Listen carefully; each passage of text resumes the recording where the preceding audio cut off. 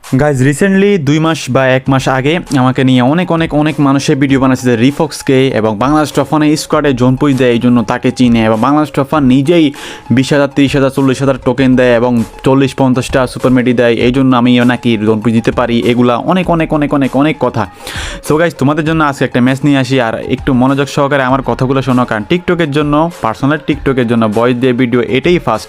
আমি কখনো এরকম কোনো ভিডিও করি না টিকটকের জন্য ভয়েস দিই, আর আমি এরকম কোনো সময় পাই না। আমি শুধু আমার নিজের প্রতিভাটা দেখাই যে আমি জোন পুশ দিই। ভাই আমি জোন পুশ দিই, ঠিক আছে ভাই, জোন পুশ শুধু আমি না, আমার থেকে ভালো জোন পুশার আছে যারা টিকটক বা আদার্স কোনো প্ল্যাটফর্মে কিন্তু ভিডিও টিডিও কোনো কিছু ছাড়ে না, কিন্তু আমি ছাড়ি, আমার ভালো লাগে, আমি যেটা করি আমি ওটাই ছাড়ি। ভাই আপনাদের যদি মন চায়, যদি ভালো না লাগে তাহলে আপনারা এড়িয়ে যাবেন, এটাই স্বাভাবিক।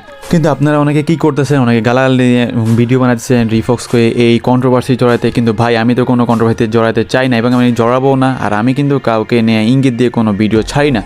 আমি আমার মতো জাস্ট একটা মিউজিক দিই, যেহেতু ভয়েস দিলে অনেকে সমস্যা হতে পারে, কন্ট্রোভার্সিতে জড়াই দিতে পারি, এই জন্য আমি মিউজিক দিয়ে ছাড়ি, জাস্ট মিউজিক দিই, একটা ভিডিও ছাড়ি, যাক আলহামদুলিল্লাহ মানুষ আমাকে চিনে। আমার কখনো আমাকে এগুলো কোনো মনে অহংকার নাই, আদার্স অহংকার থাকার কোনো কিছু না, কারণ আমি জাস্ট একটা পুষার, আমি জাস্ট এটাই মনে করি জাস্ট আমি একটা পুষার, এর থেকে আর বেশি কিছু না। আর গাইজ আমি যদি হারাইও যাই, তোমরা জাস্ট একটু ম্যাচের দিকে দেখো আর আমার একটু বয়সে দেখো দিই এরা কয়বার মরে, এদের কোনো কয়েন নেয় নাই, তারপরেও কিন্তু আমি লাস্ট জন্য 2বার রিয়াব দিই এবং এদেরকে কতবার রিয়াব দিয়ে থাকি তোমরা জাস্ট এটা দেখো। আর আমি যদি জোন পুশ বাদও দিয়ে দিই, কিন্তু এখানে আমি আপনাকে একটা বলি, রিজনে 1 থেকে 100 নাম্বার পর্যন্ত এদের এই জোন পুশের থাকে পুরো একটা স্কোয়াডে 3 থেকে 4টা, যারা 6 ঘন্টা এরকম করে জোন পুশ দিয়ে থাকে, তাও আবার পেইডলি। আবার অনেকে যেমন কি আমি কিন্তু পেইড কোনো কিছু নিই না, আবার এমন কেউ বলতে পারবে না যে আমি কারোর কাছ থেকে টাকা নিয়েছি। বাংলাদেশ টপ 1 ওবায়দুল ভাই আমি এখনই বলতেছি, বা আদার্স কেউ বলতে পারবো না যে আমি কারোর কাছ থেকে টাকা নিয়েছি বা আদার্স, আমি দিই, কারণ আমি এখন বর্তমানে টিকটকে যা আলহামদুলিল্লাহ আছে, আমি এখন বর্তমানে ইউটিউবে কাজ করতেছি, ইউটিউবে কিছু করার জন্য, তা আমার তো ভিডিও হয়ে যায়, আমার লাগে না কিছু, ঠিক আছে। আর আমি কিন্তু আগে থেকে কেউর কাছ থেকে একটা টাকাও নিই না, আমি এখন বলতেছি, ঠিক আছে। আর আপনাদের যাদের ভিডিও ভালো না লাগে আপনারা স্কিপ করে দেবেন, কেন আরেকজনের কমেন্ট বক্সে গালাগালি কন্ট্রোভার্সি এগুলা নিয়ে কখনো ভাই উঠতে পারবেন না ভাই, এগুলো নিয়ে কখনো উঠা যাইবও না। কথাই বলছেন, আপনি যেটুকু সময় এখানে ব্যয় করতেছেন, এখানে ব্যয় করতেছেন, খারাপ গালাগালি দিচ্ছেন, এইটুকু সময় যদি আপনি কেরিয়ার দেন আপনার কেরিয়ার দাঁড়ায় যাবে, এটা সত্যি কথা ভাই, আমি আমার মন থেকে বলতেছি। আমি কন্ট্রোভার্সিতে কখনো জানাই না, আমি জাস্ট জোন পুশার ওই হিসেবে কিন্তু ভিডিও ছাড়ি।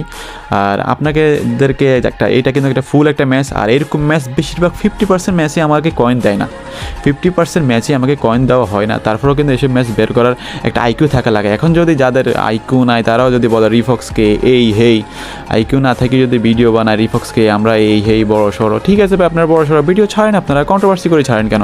রিফক্সের নাম দিয়ে করে কোনো লাভ আছে ভাই? আপনারা নিজের নামে কিছু করেন, দেখবেন নিজের নামে ইনশাল্লাহ গ্রো করতে পারেন, বাট অন্যের নামে কিছু করতে পারবেন না ভাই। আর আশা করি আপনারা এই ভিডিওটা বুঝতে পারছেন ভাই আমি কেন বানাইছি। আর কিন্তু আগেই বলে রাখি, কিন্তু আমি কিন্তু কোনো কন্ট্রোভার্সিতে নাই, তারপরে এই ভিডিওটা বানাইছি জাস্ট আপনাদেরকে বোঝার জন্য, যারা এখনও আমাকে কমেন্ট বক্সে গালি দিয়ে দিয়েছেন রিফক্সকে বাংলাদেশ টপ 1 সুপার মেডি দেয়, এই দেয় সেই দেয়, এই জন্য ভাই টিমমেটে হেল্প লাগে, ঠিক আছে ভাই, বাট সব ম্যাচে হেল্প লাগে না, ঠিক আছে, এইটা অন্তত মাথায় রাখবেন।